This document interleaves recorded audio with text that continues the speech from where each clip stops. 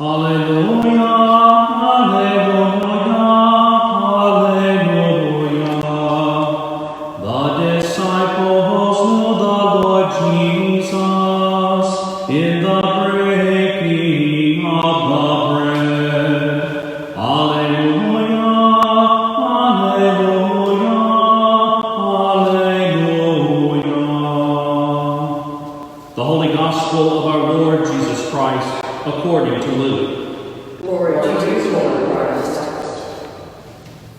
Now on that same day, 2 of the disciples were going to a village called Emmaus, about 7 miles from Jerusalem, and talking with each other about all these things that had happened.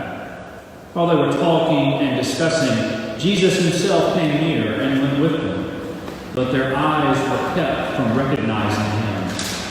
And he said to them, "What are you discussing with each other while you walk along?" They stood still, looking sad. Then one of them, whose name was Clopas, answered him, "Are you the only stranger in Jerusalem who does not know the things that have taken place there in these days?" He asked them, "What things?"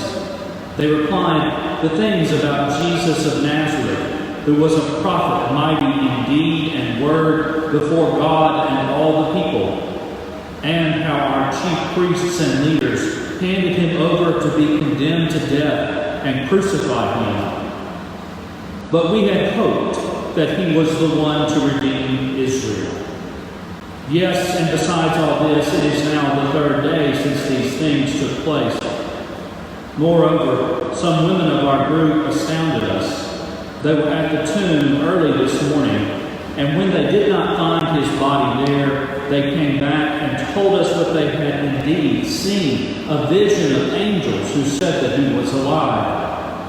Some of those who were with us went to the tomb and found it just as the women had said, but they did not see him." Then he said to them, "Oh, how foolish you are, and how slow of heart to believe all that the prophets have declared. Was it not necessary that the Messiah should suffer these things and then enter into his glory?" Then beginning with Moses and all the prophets, he interpreted to them the things about himself in all the scriptures. As they came near the village to which they were going, he walked ahead as if he were going on. But they urged him strongly, saying, "Stay with us, because it is almost evening, and the day is now nearly over."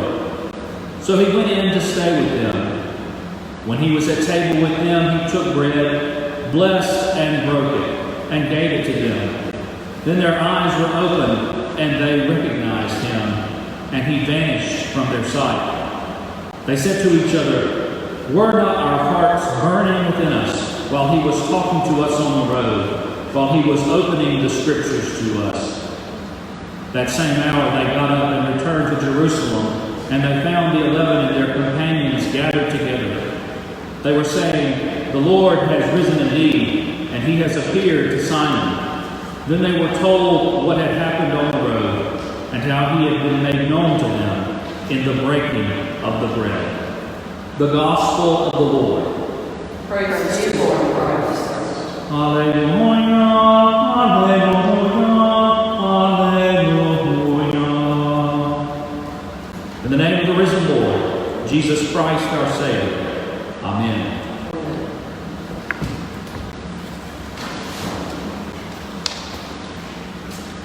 This is one of my favorite stories in the Gospel.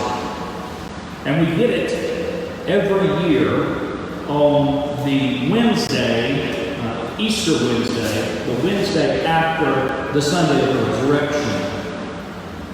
It's another one of those after death, after resurrection appearances that Christ makes to his disciples. But on the road to Emmaus, it's almost as if Christ is playing a little bit of a joke with these two. We don't know who they are, except Clopas is named, probably somebody from St. Luke's community, and the other is not named, which in the language of the first century probably means that the other person was a servant or a slave. And yet these are the two whom Jesus decides to appear to on this day. And he says, "What are you talking about?" He overhears them in their road conversation. And basically they turn to him and say, have you been living under a rock? Are you the only person in all of Jerusalem? And take in mind, Jerusalem was packed because it was the feast of the Passover. Are you the only stranger in Jerusalem who has no idea what has occurred there these past 3 days? And he says to them, and this is where I think he was kind of pulling their leg a little bit, what things? It's as if Jesus wants to hear what they think, what they believe has happened. And so they go through the story that we have heard over these past weeks. How there was a prophet named Jesus of Nazareth, mighty in word and deed before God. But the religious leaders, out of jealousy, out of greed, turned him over to the Romans to be executed. But we had hoped that this was the one. This was the one who would redeem Israel. This would be the Messiah. Haven't we all been where Cleopas and the servant were? But we have hoped. But we had hoped that this would be the job opportunity that would turn out to be our employment. But we had hoped that this time the chemo would have worked. But we had hoped that maybe this time our loved one would win that battle with addiction. If you live the human life, you are very familiar, I am very familiar with the phrase, but we had hoped. And it's at this moment that Jesus decides that he has to reveal who he is. At least telling them about who he is in Scripture. So he begins to tell them, don't be foolish. In other words, don't forget. Don't forget everything that Moses and the prophets said had to come true. And then we're told that they continue walking along, and Jesus explains everything from Moses and the prophets up to the time of the Messiah's death and resurrection. This is the point where we really wish we had the tapes. We really wish we had the audio recordings. Because if Jesus is explaining everything from the Old Testament through the New Testament, well, seminaries are pretty much out of business. But we don't have the tapes. All we have is what Jesus does next. And that is, he takes these two believers into dinner. Or rather, they impress upon him to stay with them. Because there's something about this guy. And so they come in. I'm sure they do the ritual washing of feet and get cleaned up for supper. And then at table with them, sat down in community, Jesus Christ takes the loaf of bread and breaks it. And it is in the midst of that action that they recognize him instantly. Jesus was made known to them in the breaking of the bread. And then he vanishes. Well, or not know what you would have done, but these two disciples get up and run, and it's got to be late, the sun is down, so run in the dark 7 miles back to Jerusalem. That's how far we think Emmaus was, about 7 miles away from Jerusalem. And they find the disciples up late, and they tell them their story of experiencing the risen Lord. And they say that wonderful phrase, "Did not our hearts burn within us?" as he explained the scriptures to us. But that's all they had. We don't hear a story that Christ reappears to them individually again. They certainly got more than we got. So what are we to do with those two things from this story? But we had hope that he was the Messiah, and Christ is revealed to them in the breaking of the bread. It's a rather cruel position to put priests in during this COVID-19 dilemma.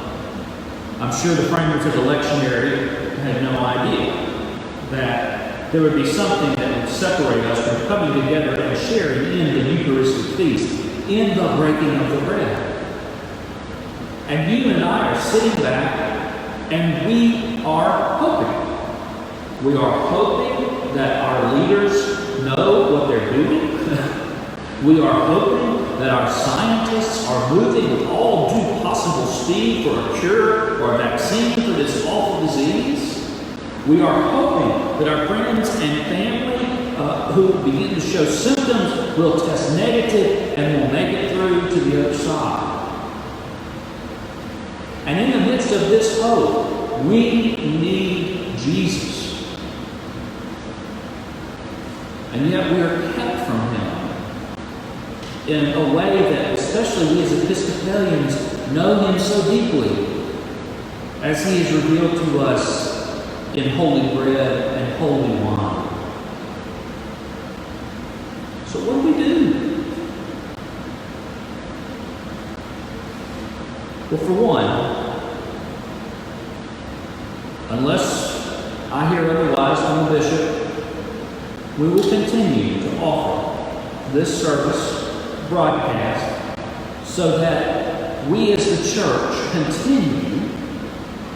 continue to offer the sacrifice of the Mass, the sacrifice of praise and thanksgiving, so that you at home know and we here know that who we are continues.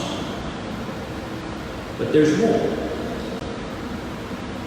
We are in the great 50 days of Eastertide. And unfortunately, in America, this kind of falls flat. We give up stuff for 40 days, and then Easter comes, and we then just kind of forget about it. But as Bishop N.T. Wright has said, if we have fasted for 40 days, then surely we should celebrate even more for the great 50 days of the resurrection.